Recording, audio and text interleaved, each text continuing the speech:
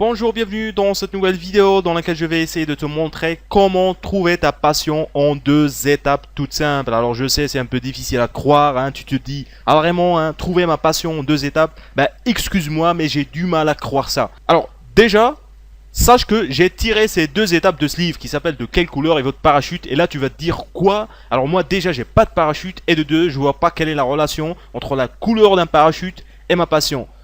Alors, je te donne une petite explication. Ce livre est destiné aux personnes en recherche d'emploi. Son auteur pense que pour trouver un emploi qui te correspond le mieux, la meilleure façon, c'est de te connaître toi-même et il donne beaucoup d'exercices pour réussir à identifier sa passion, ses talents, ses capacités. Donc, si ça t'intéresse, je t'invite à aller voir et lire le résumé que j'ai mis dans mon blog. Donc, tu trouveras le lien en bas dans la description. Aujourd'hui, nous allons essayer de voir quelles sont les 2 étapes pour réussir à trouver sa passion. Donc 2 étapes que j'ai tirées de ce livre. Pour faire la première étape, tu auras besoin d'un stylo et un papier ou tu peux faire ça directement sur Microsoft Word. C'est toi qui vois. Et là, tu vas noter toutes les choses que tu connais. Et bien sûr, là, tu vas me dire quoi? Attends, excuse-moi, toutes les choses que je connais, mais comment je fais ça?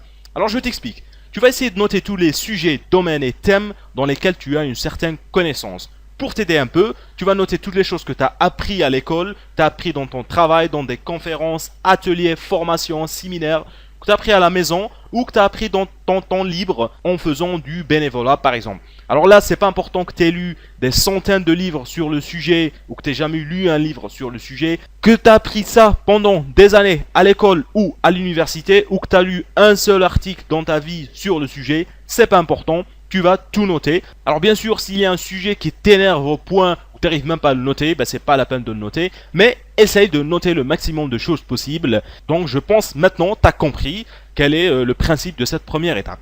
Donc tu peux soit faire la première étape maintenant ou attendre de finir la vidéo et faire les 2 étapes après tranquillement. Donc c'est toi qui vois. Et nous allons tout de suite passer à la deuxième étape. Si tu as bien fait la première étape, tu as une liste de choses dans lesquelles tu as une certaine connaissance. Nous allons les mettre dans ce tableau. Alors dans ce tableau, nous allons mettre compétences et enthousiasme.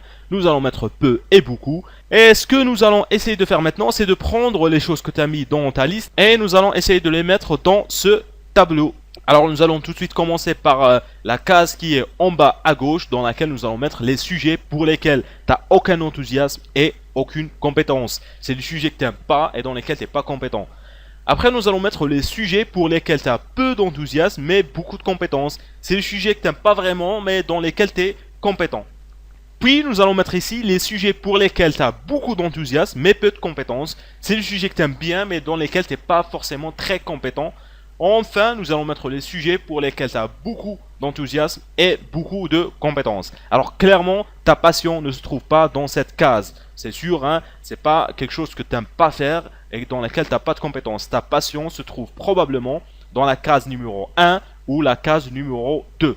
Alors, d'après l'auteur du livre, ce que tu dois faire après, c'est que tu dois essayer de trouver 3 sujets. Donc tu vas identifier 3 sujets qui sont soit dans la première ou la deuxième case. Et tu vas essayer de trouver le lien qui existe entre ces 3 sujets. Et si tu arrives à faire ça, si tu arrives à trouver le lien entre ces 3 sujets, tu auras réellement identifié ta véritable passion. Alors ta passion, ta vraie passion, d'après l'auteur du livre, c'est la liaison, c'est le lien entre ces 3 sujets. Alors c'est un peu difficile à expliquer, mais si tu prends le temps de faire cet exercice, tu vas réussir à trouver un lien entre les 3 sujets qui t'intéressent. Et ce lien-là sera, normalement, ta passion sera la chose que tu aimes faire.